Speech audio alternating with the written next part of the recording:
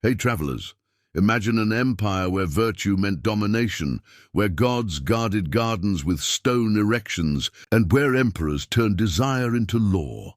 A world where a senator preached restraint by day, then feasted with courtesans by torchlight that same night. It wasn't legend, it was Rome, a civilization of conquest and contradiction, where power, politics and pleasure were all the same thing. So before we step into the temples of Venus and the shadowed halls of Caligula's palace, light your candle, settle in, and don't forget to like this video, subscribe to the channel, and join us as we uncover the most bizarre sexual practices of the Roman Empire. A story of gods, lust, and the empire that built the Western world on both. In the marble heart of ancient Rome, beneath the triumphal arches and the echoing steps of senators, there pulsed a culture at once disciplined and indulgent, a world where power defined not only politics, but passion itself. To understand what later generations called Rome's shocking sexuality, one must first enter the Roman mind, a civilization that did not separate lust from status or morality from hierarchy. For the Romans, sex was never merely private. It was political, social, and performative, a reflection of Rome's power over bodies as much as over nations. Roman citizens saw the body not as a sacred vessel of personal autonomy, but as a tool of dominance, a language through which freedom and subjugation were expressed. This is why sexuality in Rome must be understood less as a matter of pleasure and more as a form of virtues. The Roman ideal of masculine virtue that combined courage, authority, and control. In Roman moral philosophy, especially during the Republic, a man's dignity was measured by his capacity to command himself and others. A real man in their eyes, penetrated militarily, socially, sexually, but was never penetrated. The act of submission was seen as feminine, servile, or barbaric. Thus, sexual behavior mapped directly onto the rigid social order. Freeborn male citizens occupied the top of this hierarchy. Women, slaves, and foreigners existed beneath them, often as acceptable objects of desire, but never equals in that desire. The historian and philosopher Michel Foucault later described Roman sexuality as a culture of domination, one where the erotic mirrored empire. To conquer another's body was to affirm one's Roman identity, just as conquering Gaul or Carthage affirmed Rome's greatness.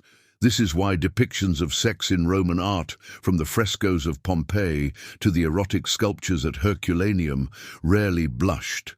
They portrayed acts openly, sometimes humorously, sometimes brutally, because the Romans did not view sexual imagery through the Christian lens of shame. In public baths, citizens of every class bathed naked together. In taverns, erotic graffiti carved into walls made bawdy jokes about lovers and infidelities. Even household gods, the Lares and Penates, shared shrines with phallic charms believed to ward off evil. The phallus, far from being obscene, was protective, a symbol of life and luck. The fascinum, a winged penis charm worn around the neck or hung from doorways, was so ubiquitous that Roman children often carried them as amulets. To the Roman eye, sex was neither dirty nor divine. It was ordinary, vital, woven into every corner of civic life. However, this openness did not imply equality or liberation. Quite the opposite.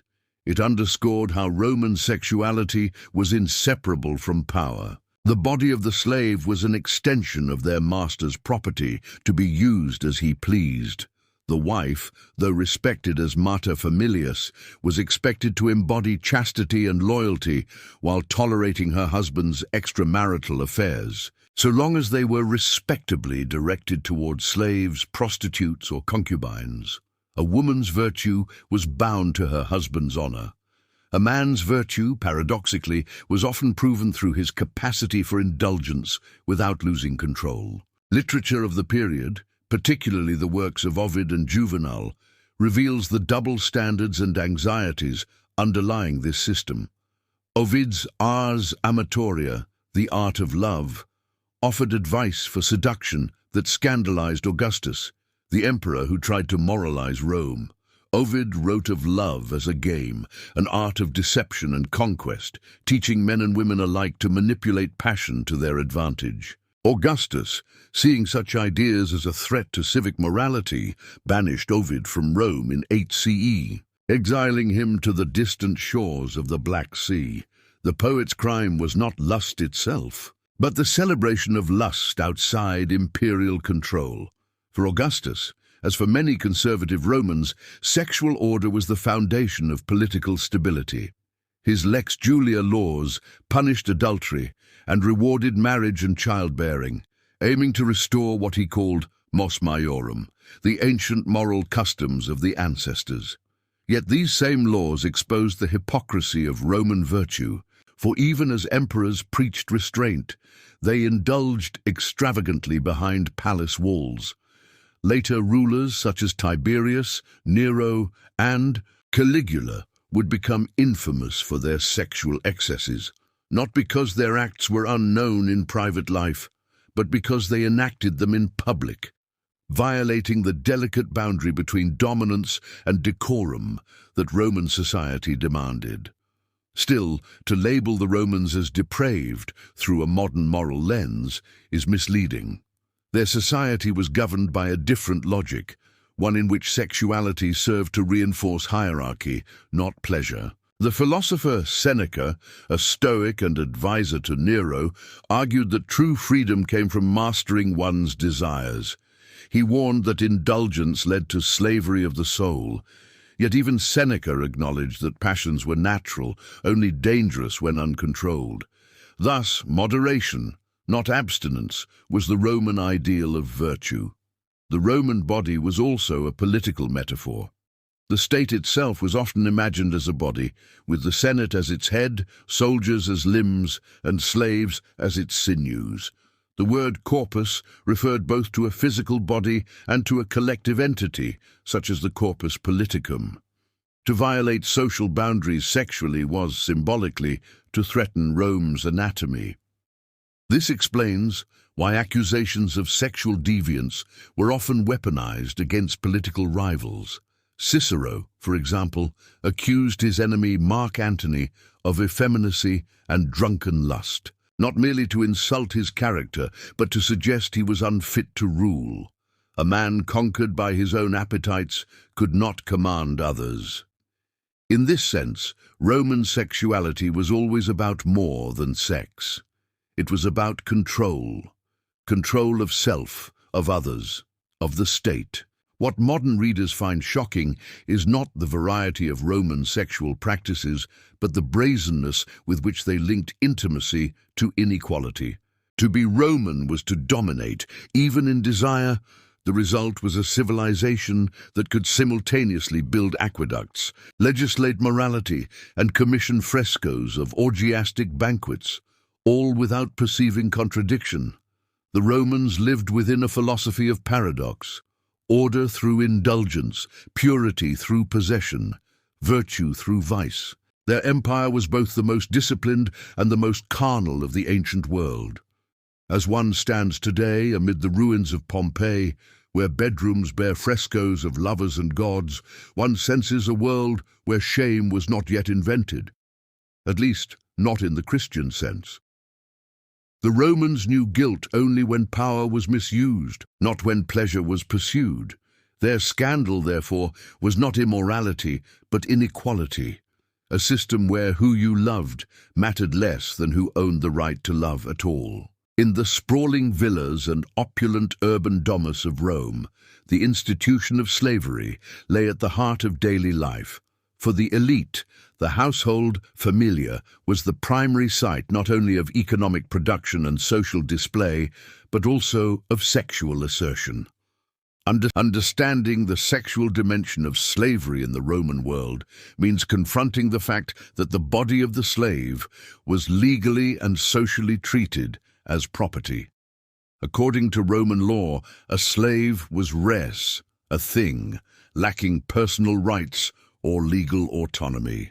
From the moment of capture or purchase, many enslaved people were thrust into an existence in which their labor, their mobility, and their sexual availability were all determined by their master. War captives, abandoned children, debt-bound persons all became part of the complex webs of ownership, labor, and servitude.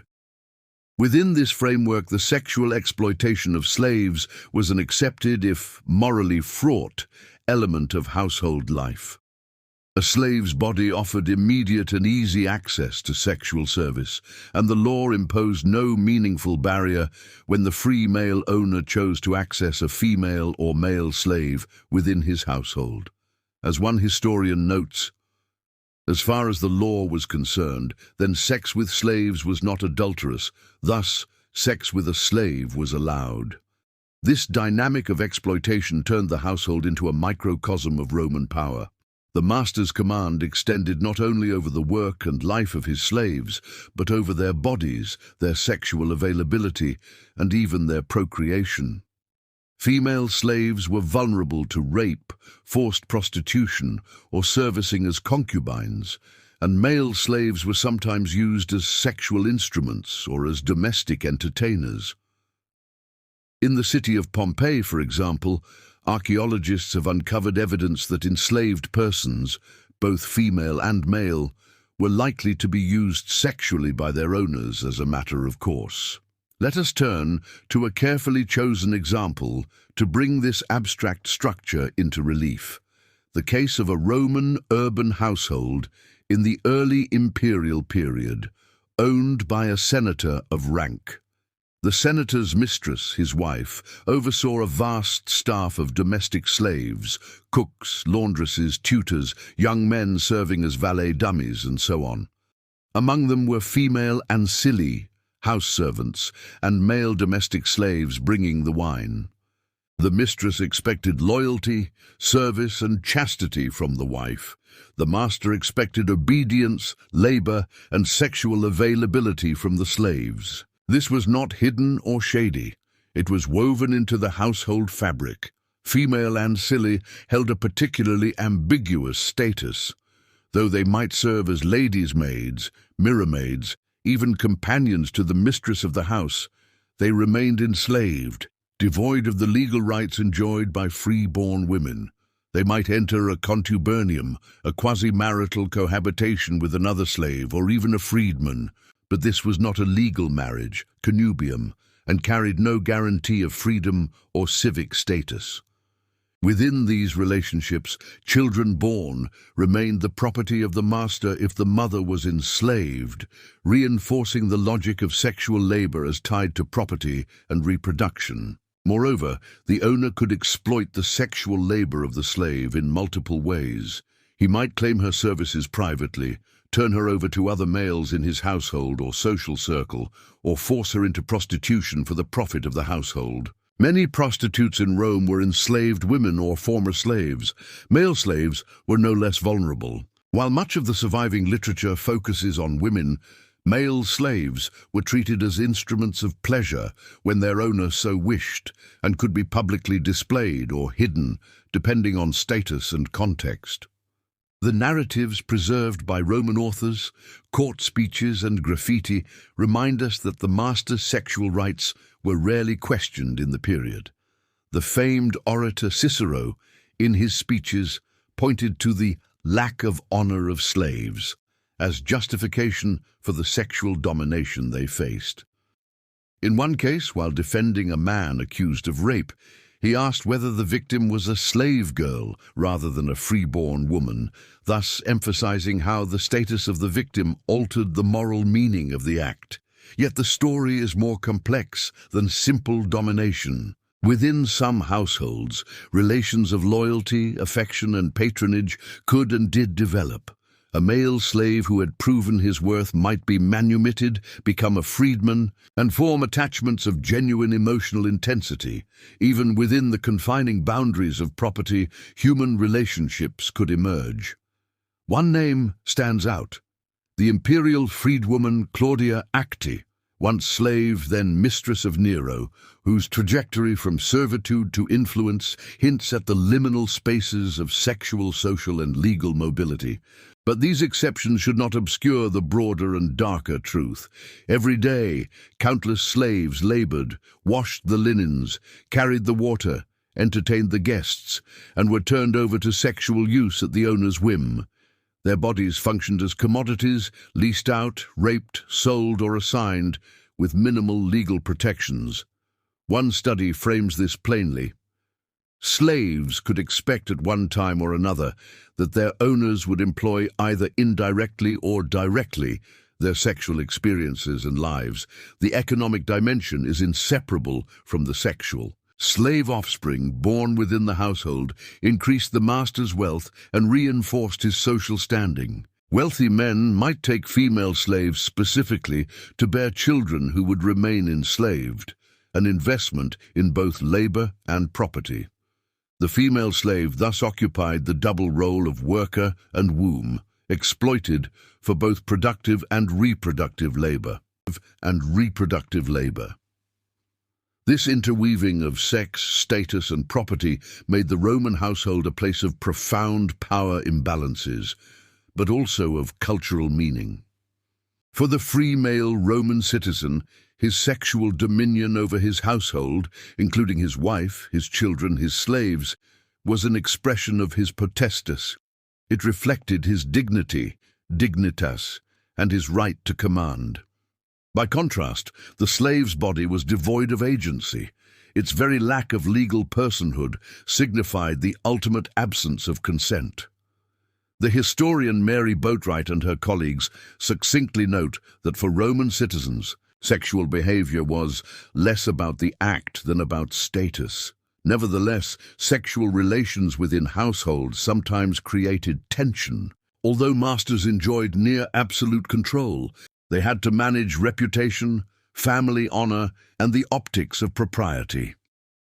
The laws under Augustus, the Lex Julia et Papia, sought to regulate sexual conduct among citizens, but never extended those protections meaningfully to slaves. The gap between public morality and private practice remained wide. The sexual use of a slave carried no charge of adultery if the partner was a slave, yet the social stigma was real if the behavior suggested a lack of self-control or effeminacy in the master. Moderation was expected, one householder might reflect, but submission and possession were assumed. As the narrative of power and desire unfolds inside the Roman domus, one sees the fault lines of empire. The lord and his body politic, the enslaved and their subordinate bodies, all entangled in ritual, labor, submission, and display.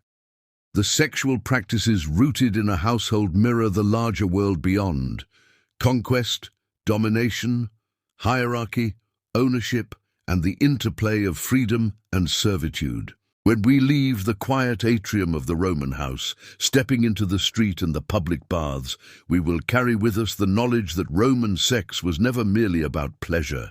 It was about power, property, and performance. Inside the household, the most intimate acts were also the most public in their implications. The walls had ears, the seats in the dining room bore witness.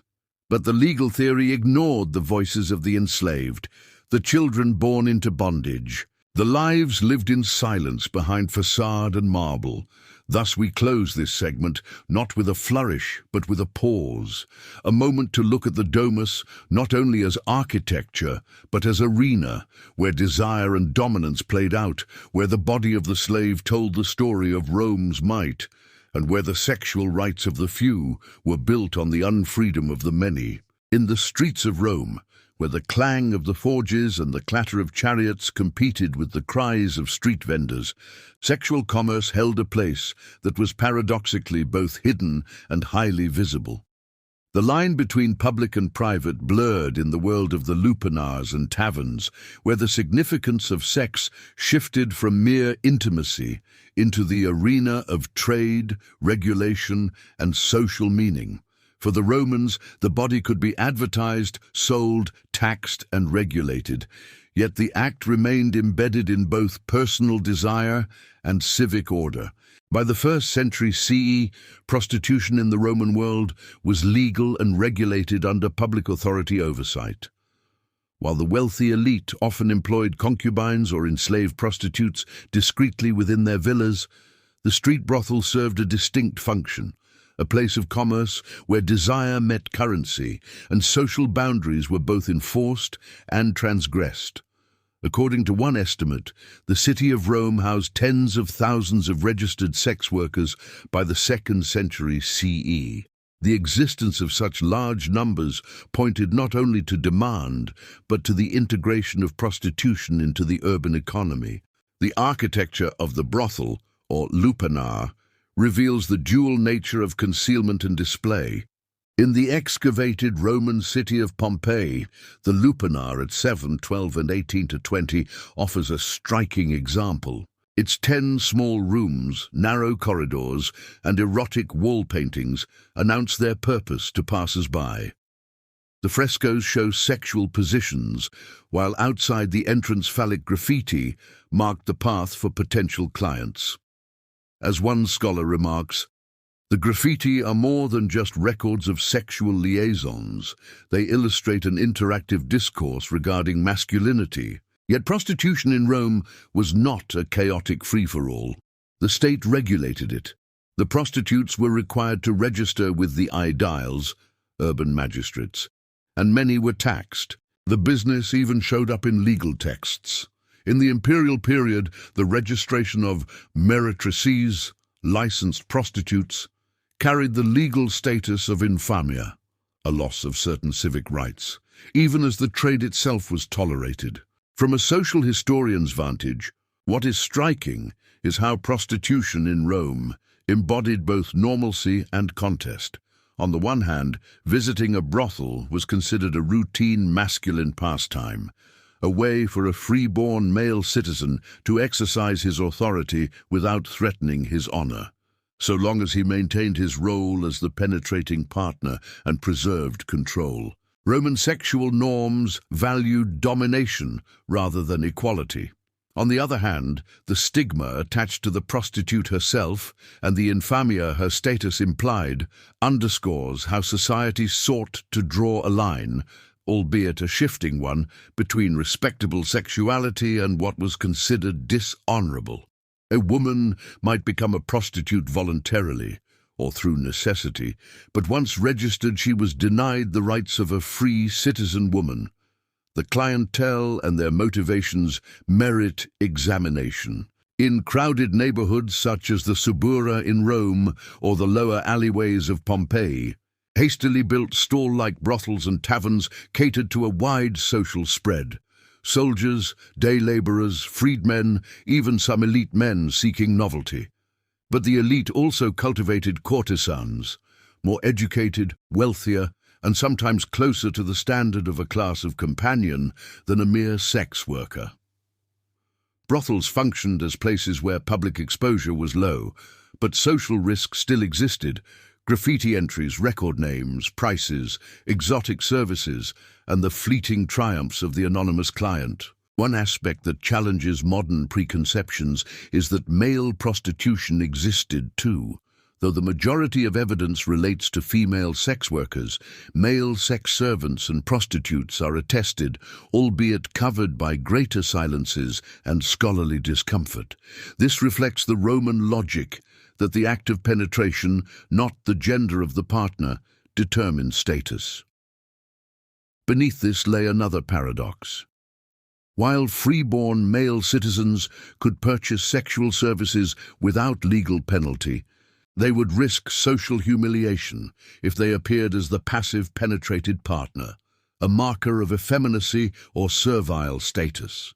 The economic dimension of brothels is vital for understanding their place in Roman society. The tokens known as spintriae, small bronze or brass pieces engraved with erotic scenes and numerals, likely served as currency or tickets in brothels or baths. Whether these tokens were strictly for brothels, baths, or even games is debated, yet their existence points to the level of commercial organization behind sexual trade. One token collection from the reign of Tiberius has been dated to 22 to 37 CE. Prostitution also provided a social outlet and microspace of conversation and gossip. For example, in Pompeii, the graffiti often name prostitutes, boast of encounters, offer simple ratings, hic ego puellas multas futui, here I fucked many girls. The ridgelines of this graffiti show that for many clients, the brothel was as much about narrative performance as sexual service, a badge of masculine identity. Nevertheless, the system embedded inequalities as profoundly as the private household did. Prostitutes were overwhelmingly slaves or freedwomen. The commercial sex market exploited economic precarity as much as sexual desire. While some prostitutes made sufficient money to retire or be freed, the bulk remained marginalized, legally disadvantaged, and socially despised. Some accounts indicate that free-born Roman women could not legally marry former prostitutes, a restriction that preserved the social chasm between respectable citizen women and those who sold sexual services. What emerges in some is a Roman sexual economy that was deeply embedded in the polis and the private body. The brothel was neither concealed in the shadows nor celebrated in the forum. It was openly known, visited, and regulated. It operated at the intersection of desire, commerce, power, and status. For the Roman citizen, to purchase a sexual service was to reinforce potency and masculine virtue. For the prostitute, usually enslaved, it was a function of property, coercion, survival. And for the city itself, it was a revenue source, a regulated establishment, part of urban management. As the sun set over the hills of Rome and torchbearers lit the baths and taverns, the city turned its gaze towards myriad desires, each transaction echoing not just in the body, but in social order. The brothel became the theatre where Roman masculinity, servitude and commerce intertwined, a public spectacle of private acts. Readers may recoil or marvel, but what is most shocking from our vantage is perhaps not the existence of sex for sale, but the way Romans layered it with law, economy, and status. The story of public and private, of commerce in desire, shows how Rome turned sex into civic architecture. In the sunlight of ancient Rome, marital bonds were not just private vows. They were political instruments, social markers, and state-regulated licenses. Under the layered hierarchy of Roman society, marriage among freeborn citizens served as a key means of producing heirs, preserving status, cementing alliances, and evidencing fidelity to the values of the res publica. Yet in the same breath that spoke of fidelity, there drifted whispers of scandal, of illicit encounters, of betrayed husbands, of daughters of emperors exiled for misdeeds. In this chapter of Roman sexual culture, we examine how the legal frameworks around adultery emerged, how they reflected the anxieties of the state, and how the most famous breaches of those codes, by the highest-ranking Romans, became spectacles of power, shame, and control. The impetus for formalizing adultery as a public matter rather than a wholly private one came under the reign of Augustus. Facing demographic decline among the elite, declining birth rates, and a fracturing of elite values after decades of civil war, Augustus embarked on a program of moral restoration. As part of this campaign, he promulgated the so-called Julian laws, which included the Lex Julia de Adulteriis Coercendis, making adultery not just a familial problem, but a crime against the state. Under this law, a married woman committing sexual relations with a man not her husband became liable for exile, property forfeiture, and social ostracism. Her husband was required to divorce her or risk charges of being a pimp. By making adultery a public offense, Augustus signaled that the integrity of the household was integral to the integrity of the state. Yet even as these laws sought to discipline private life, Profound contradictions lay at their heart. The Roman definition of adultery was gendered. Only a man's sexual act with a married freeborn woman counted as adultery. In contrast, a man's extramarital relations with a slave or prostitute, even one belonging to another citizen, were legally permissible and carried little stigma. A wife was trapped. Constrained by modesty, her husband's honor, and the law itself, her husband was free to indulge, provided he retained his role as dominant citizen. This legal asymmetry laid bare the wider Roman sexual economy: fidelity for women, freedom for men, so long as it affirmed hierarchy. To illustrate the workings of law and scandal, one cannot ignore the fate of Augustus' own daughter, Julia the Elder. Married for dynastic purposes, first to Agrippa, then to Tiberius, Julia became the embodiment of political failure when her alleged extramarital liaison surfaced.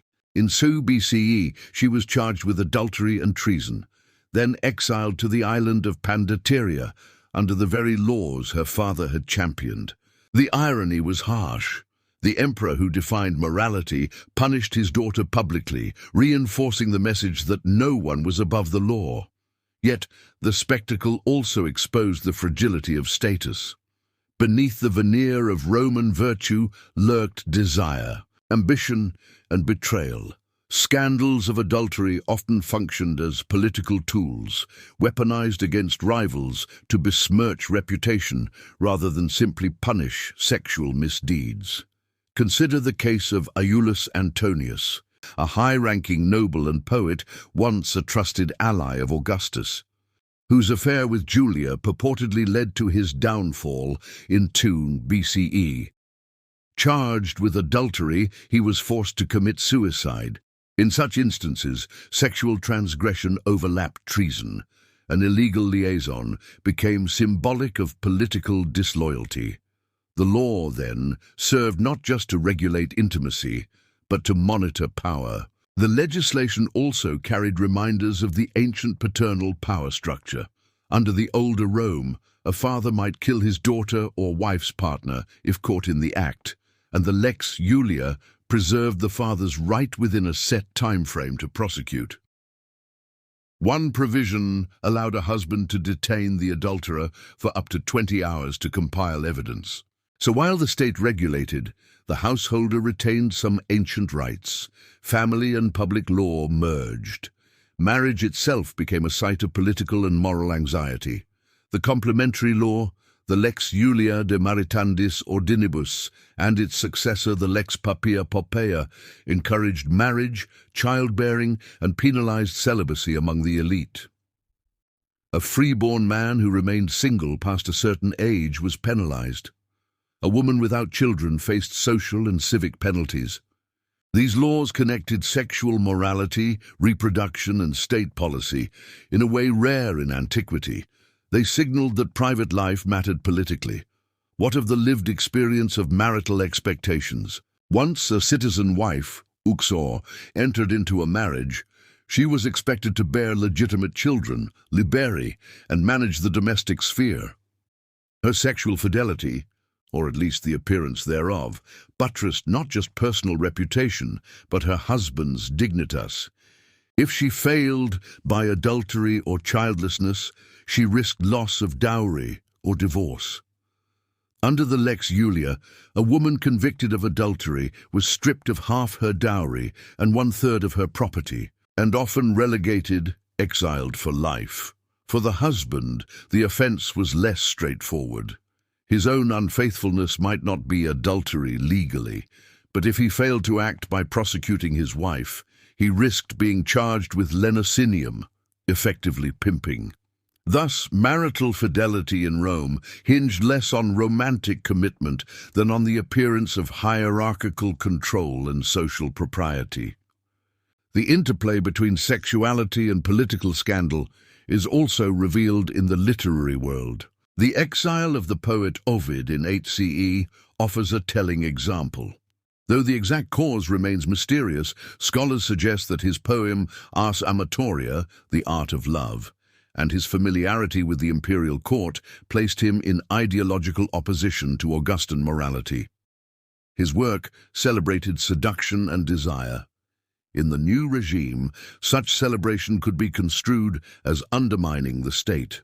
The law was not just about controlling actions, it sought to control discourse and desire. But what made these laws truly shocking to later observers was the projection of private sexual conduct into public law and honor.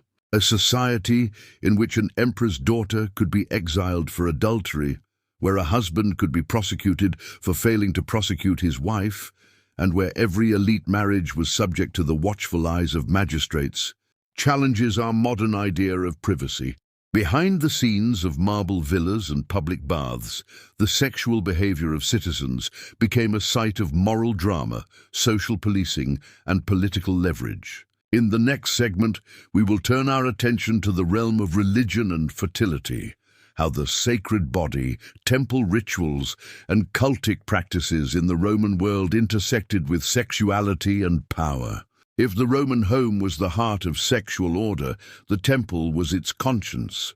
To truly understand Rome's relationship with sexuality, one must move from the marble atriums of senators to the sacred altars of gods, where fertility, purity, and passion intertwined under divine supervision. Roman religion was not a realm apart from the body. It was built upon it. Every offering, every festival, every vow was grounded in the physical reality of human desire, procreation, and mortality. To the Romans, divine favor depended on balance, the harmony between cosmic order and human conduct. Religion and sex were not opposites, they were entwined. Fertility was both a biological and spiritual necessity, and the gods of reproduction were many. Venus, goddess of love and beauty, ruled over attraction and sensual delight. Juno Lucina presided over childbirth, Diana over virginity and protection, Priapus over potency, and Liber and Libera over fertility and wine-fueled revelry. The presence of these deities in household shrines and civic temples reveals a society where the erotic was sanctified, not suppressed. The imagery was anything but subtle. The imagery was anything but subtle. The cult of Priapus, for instance, is one of the most striking expressions of Rome's sacred eroticism. Depicted as a rustic fertility god with an exaggerated phallus, Priapus stood guard in gardens and orchards, protecting them from thieves and symbolically fertilizing the land. His image was comic and serious at once, his grotesque virility both a joke and a charm. Archaeologists have found hundreds of such statues across Italy, including in Pompeii and Herculaneum, where they were placed by doorways or in courtyards. Inscriptions at his shrines threatened would-be trespassers with sexual humiliation. If you steal here, Priapus will penetrate you. To modern readers, this may seem crude, but to the Romans it was a ritualized assertion of divine authority through the symbolism of virility. Fertility rituals and festivals were likewise suffused with sexual symbolism.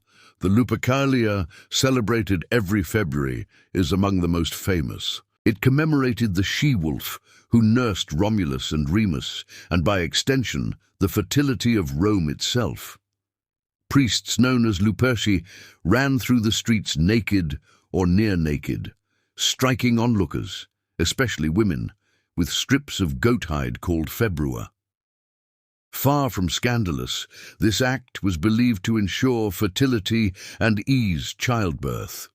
Even noblewomen participated willingly, viewing it as divine blessing rather than impropriety. The entire city watched as religion, reproduction, and spectacle blended into one civic ritual. Such festivals coexisted with serious attempts by moral reformers to harness sexuality to the service of the state. Under Augustus, religion became a tool of moral propaganda. His building program restored dozens of temples across the city, including those of Venus and Mars Ultor, and revived ancient priesthoods. This moral revival was not about piety alone. It was a campaign to discipline private life through divine symbolism. Augustus understood that control of the family meant control of the future, and that the gods, visible in marble and ritual, could legitimize that control. The emperor's legislation on marriage and adultery was reinforced by public religious imagery.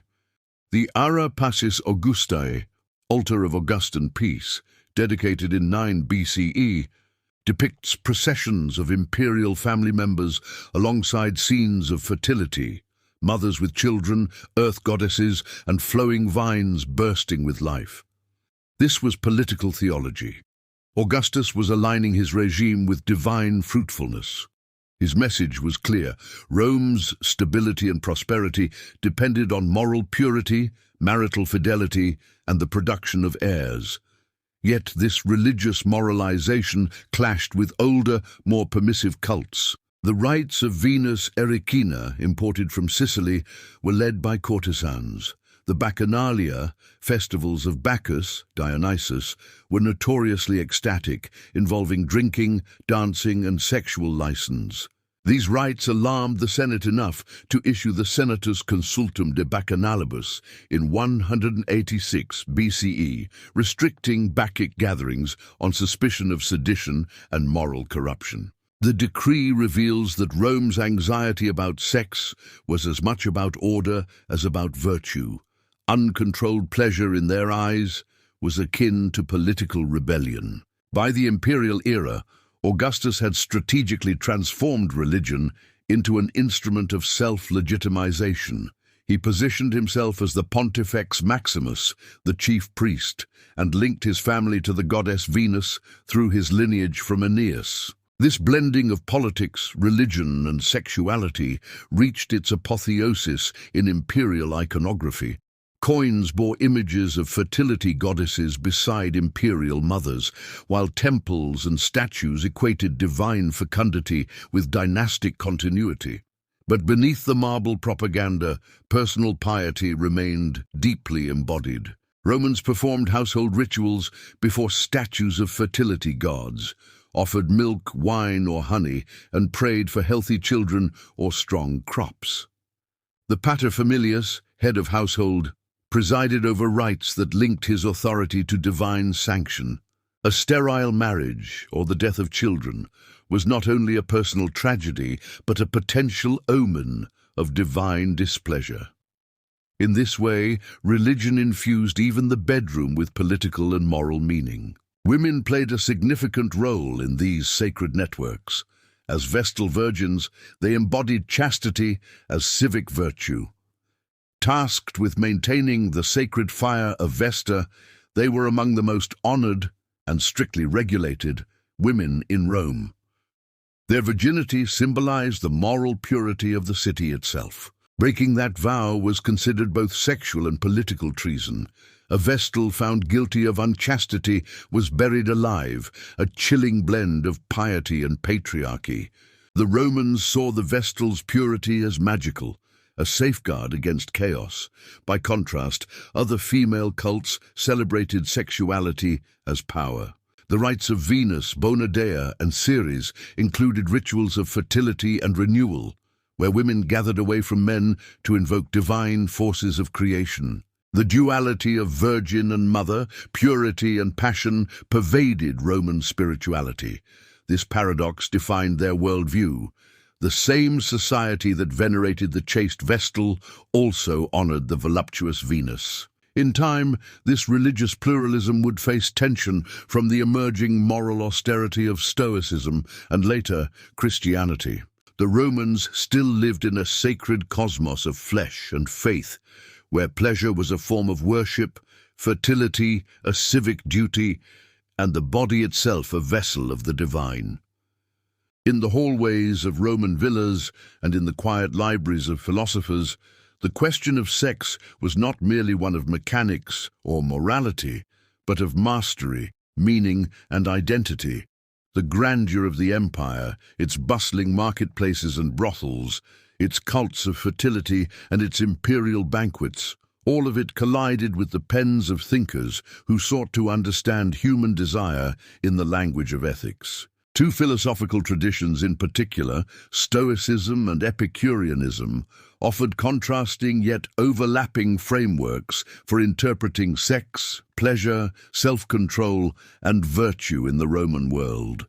The Epicurean position, as expressed in the didactic poem De Rerum Natura by Lucretius, sought to demystify desire by rooting it in material causes. In Book 4 of that work, Lucretius treats sexual desire as a physical reaction, an internal movement of semina, elemental seeds, in contact with external stimuli, and he distinguishes between passion, amor, and simpler pleasure, Venus. For Lucretius, the wise man seeks pleasure without becoming a slave to it. Casual, detached, even impersonal sex with minimal emotional entanglement is preferable to the fever of love. He writes that sex without passionate attachment produces a superior form of pleasure free of uncertainty, frenzy, and mental disturbance.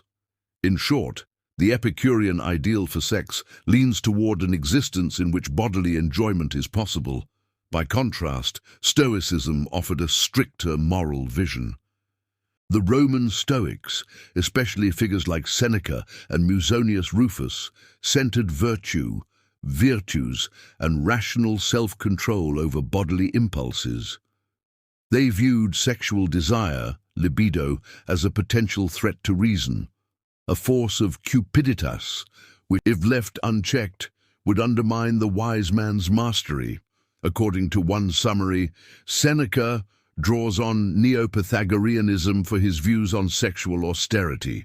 To Seneca, sexual desire for pleasure is a destructive force, exitium, insidiously fixed in the innards. Musonius went further. He argued that men, no less than women, needed to exercise control over their sexual appetites, and that marriage should be for partnership, affection, and rearing children, not mere indulgence. What does this mean in practice within Roman society? Imagine a Roman senator returning from the Senate to his villa in the late 1st century CE. He has the power, the status, the wives, the concubines, and yet the Stoic philosopher within him warns that to indulge too freely is to risk losing the self-possession that marks true citizenship. The Epicurean philosopher within him whispers that pleasurable encounters are defensible, so long as they don't entangle him emotionally or socially. Both traditions converge on the idea that unchecked desire is dangerous, but they diverge on how pleasure should be pursued. The Stoic ideal demanded that the citizen maintain control of his body as he maintained control of the state. Sex inside marriage was acceptable, indeed privileged, for its role in reproduction and social order. But sex motivated by passion, by dominance or vanity, was suspect. Seneca writes that virtue you will find in the temple, in the forum, in the Senate house. Pleasure you will most often find lurking around the baths and sweating rooms. This reflects a key Roman tension. The public citizen body required discipline, whereas the private body threatened to unravel status if visible indulgence undermined self-control. The Epicureans, while more permissive, insisted that even pleasure must not lead to agitation. In the flow of Lucretius' thought, love is a disease and desire a disturbance of the mind's tranquil state. He recommends a strategy. Seek sexual release, yes, but do so with minimal passion, minimal attachment, minimal risk of remorse. The aim was ataraxia, a freedom from disturbance. Thus, for an educated Roman under Epicurean influence, marital fidelity or sexual restraint might be less important than psychological serenity. These philosophical positions did not simply float in the abstract. They shaped, and were shaped by, Roman debates about morality, gender, status, and the law. For instance, the double standard in sexual conduct. A freeborn man allowed many liaisons while his wife remained under stricter expectations, is sharply criticized in Musonius' lectures. He urges men to apply their professed self-control uniformly. Meanwhile, The value placed on self-control echoes the Roman ideal of pudor, shame or modesty, as a regulator of body and behavior. Moreover, these philosophical currents fed into the empire's moral reforms.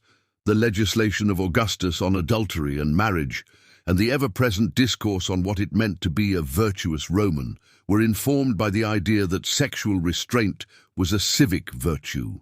Yet the interaction between philosophy and practice was fraught with contradiction.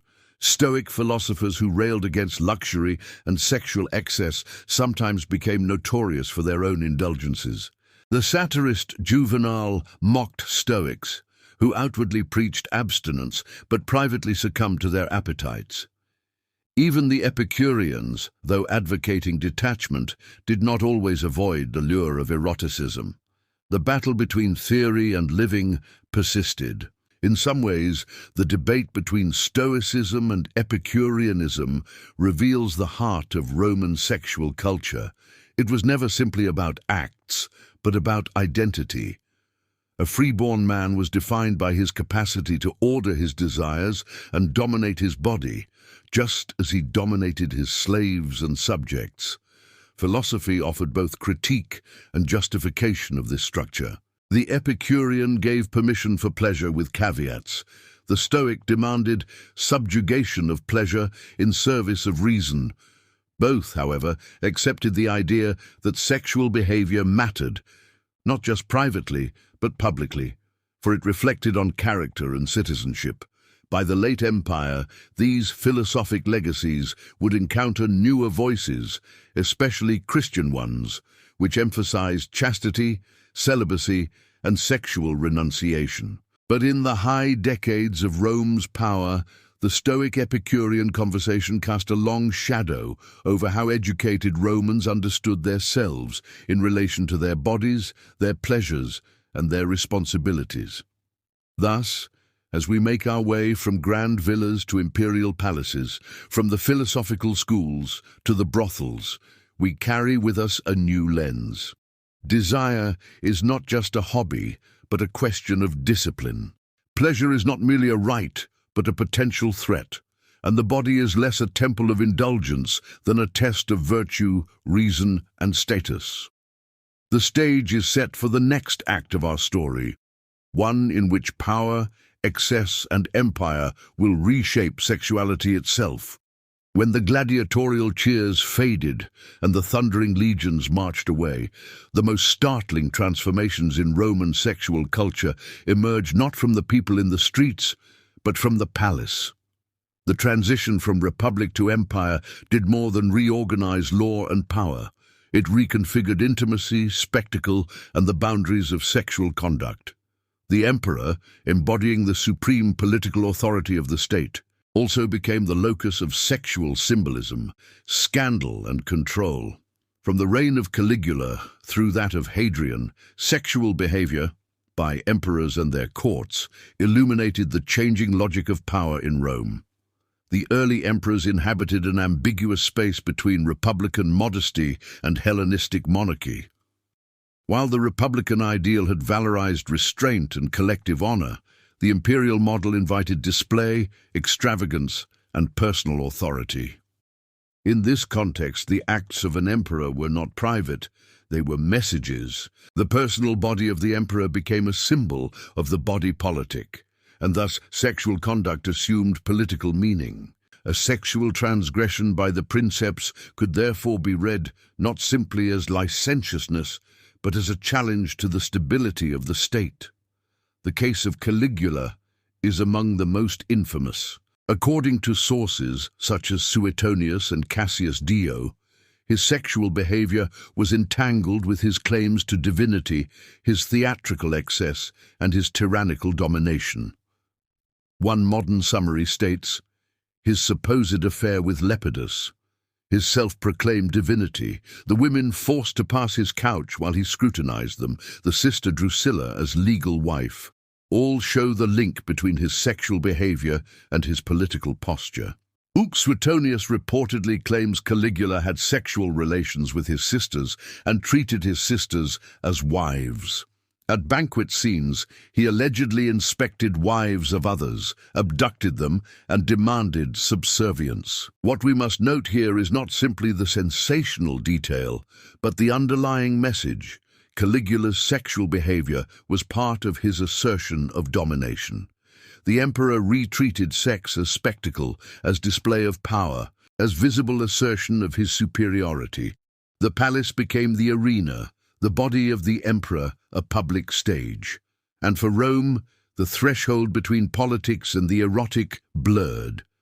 Following Caligula came emperors who sought to consolidate rather than flaunt power, but the logic of sexual symbolism remained. Under the Flavian and Nerva-Trajanic dynasties, the empire expanded, prosperity increased, and sexual morality again became a site of ideological concern. In the court of Nero, for instance, sexual controversy continued to serve as a symbol of imperial excess and instability. Yet perhaps one of the most interesting shifts arises under Hadrian. Hadrian, a more philosophically inclined emperor, offers a case study in how imperial power channeled sexual culture in more subtle but enduring ways. His famous relationship with his favorite youth, Antinous, illuminates the interplay of desire, status, and cult. Antinous, a young Greek from Bithynia, became Hadrian's companion, huntsman, retinue member, and ultimately, after his death, the subject of a published imperial cult. In the case of Hadrian and Antinous, we see several points of transformation. Personal relationship elevated to cult. After Antinous' death, Hadrian founded a city, Antinopolis, and established games and temples in his memory. The youth was deified, a striking move that blurred sexual devotion, imperial authority, and religious innovation. Sexuality as aesthetic and symbolic, not simply access. Hadrian's relationship was less about the brute spectacle of dominance, as in Caligula, and more about cultural synthesis, Greek and Roman traditions, masculine and beloved youth, empire and personal intimacy. The historian Caroline Voot argues that Hadrian's eroticism was part of his broader project of Pan-Hellenism and imperial culture, refinement of the public-private boundary. While scandals loomed large in early imperial reigns, under Hadrian, the sexual relationship, though obviously known, was embedded in ritual, commemoration, and subtlety. The shift is one from overt sexual terror to institutionalized erotic symbolism. The emperor's affection becomes empire's myth. Beyond Hadrian, the imperial period also emphasized the emperor's role in sexual and moral policing. Moral legislation, visible, conspicuous ethics, and the expectation that the princeps be exemplar of both virtue and virility became key. The emperor's sexual behavior carried meaning for the citizens. Excessive lust signaled tyranny or effeminacy. Sexual indiscretion could become political vulnerability. Another phenomenon of the era was the increasing visibility of same-sex relations among elite men, framed through the lens of dominance and status rather than identity. Roman masculinity, as the scholar Craig Williams puts it, was defined by active, penetrative roles against passive, subordinate ones. Thus emperors, freedmen, courtiers all moved in a sexual culture where status, not orientation, was the axis of honor and dishonor. The transformation of sexual culture under imperial power also involved architecture and ritual. The palace, baths, banquet halls, imperial villas such as Hadrian's villa at Tivoli became sites where sexual display, erotic art, and elite leisure intertwined. The visual culture, frescoes, statues, medallions, echoed the underlying message. The body of the powerful, or the body the powerful claimed, was an object of desire, control, and spectacle. In essence, the sexual practices of the imperial elite become microcosms of the broader imperial system. Conquest and possession of provinces mirror conquest and possession of bodies. The emperor's dominance over the realm mirrors his dominance of desire. The cultivation of favorites and the deification of companions mirror the Roman desire for divine sanction. Of course, we must remember that much of the evidence is mediated by hostile historians. Satire and gossip, the sources for Caligula and Nero in particular, were written after their deaths by senatorial writers opposed to them. Scholars caution us to separate moral moralizing from factual behavior. Nevertheless, even the stories of excess tell us as much about Roman values and anxieties as about actual acts. As the empire matured, so too did its sexual culture. From the open, raw power play of early emperors to the symbolic and aesthetic eroticism of Hadrian, from the blatant tyranny of sexuality to the regulated myth of affection and commemoration. The emperor's body, his lover's body, the palace, the public baths, all became stages on which the intersection of sex, power, and politics played out.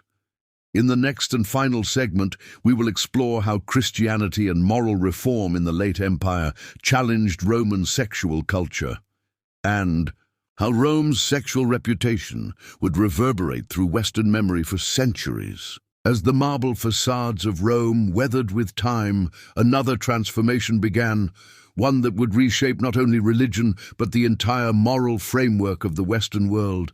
The grandeur and tolerance of Roman sexuality, rooted in power, fertility, and civic identity, slowly met its reckoning with a new moral force: Christianity. What began as a persecuted sect within the empire would ultimately redefine Roman notions of the body, desire, and virtue, casting the empire's once proud sexual openness as the emblem of its decadence and decline. By the 2nd and 3rd centuries CE, the empire was in flux. Economic hardship, external invasions, and political instability fostered a hunger for new spiritual certainties. Traditional Roman religion, with its abundance of gods and earthy rituals, seemed inadequate to explain suffering or promise salvation. Christianity offered something different: personal redemption, moral clarity, and a spiritual equality that cut across social ranks. But central to its distinctiveness was its radical redefinition of sexuality. Where Roman thought had viewed sex as natural but hierarchical, something to be ordered rather than repressed, Christian teaching introduced the idea of sexual sin as a spiritual corruption. Influenced by Jewish law and Hellenistic asceticism, early Christian writers like Paul of Tarsus argued that the body was a temple of the Holy Spirit, and that sexual acts outside of marriage desecrated it. In his first letter to the Corinthians, 6:18-20, Paul warned, "Flee from sexual immorality. He who sins sexually sins against his own body." For the Romans, this was revolutionary. To elevate chastity as holiness and sexual indulgence as sin inverted centuries of social logic.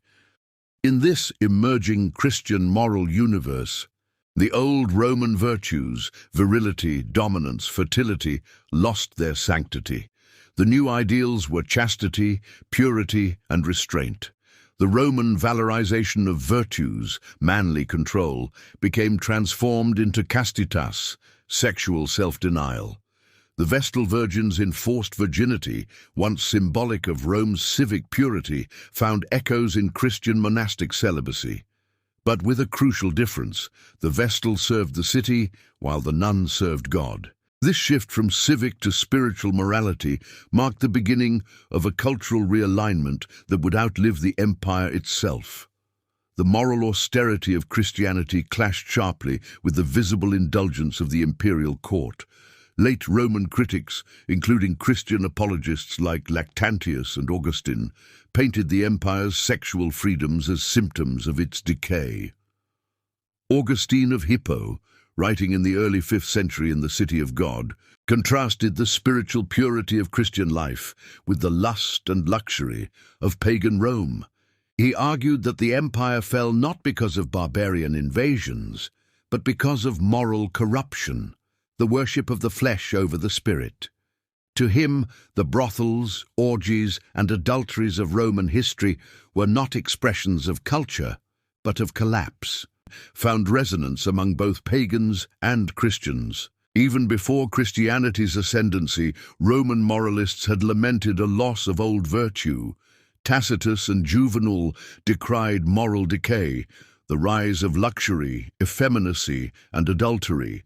But where they blamed social disorder and wealth, Christian thinkers diagnosed sin. Augustine, Jerome, and Ambrose reinterpreted Roman sexual history as a moral parable, proof of the need for divine order. The Roman fascination with the body, once celebrated as vitality, became condemned as vanity. The legal system, too, began to shift under Christian influence. By the 4th century, following Emperor Constantine's conversion, c. 312 CE, and the Edict of Milan, Christianity gained imperial legitimacy. Constantine and his successors gradually integrated Christian ethics into law.